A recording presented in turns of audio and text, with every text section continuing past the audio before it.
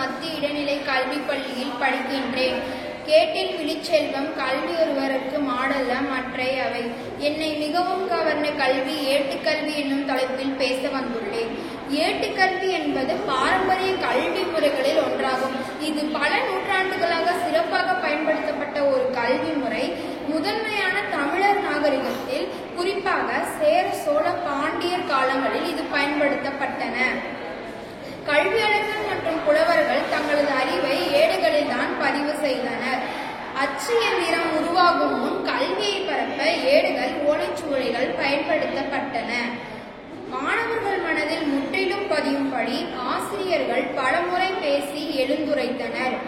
மருத்துவம், கணிதம், ஜோதிடம், வேதியியல் போன்ற பல அறிவு பாடங்கள் மற்றும் மருத்துவம் மற்றும் சித்த மருத்துவம் போன்றவற்றின் நூல்கள் மூலம் பாதுகாக்கப்பட்டன. நன்றி, வணக்கம்.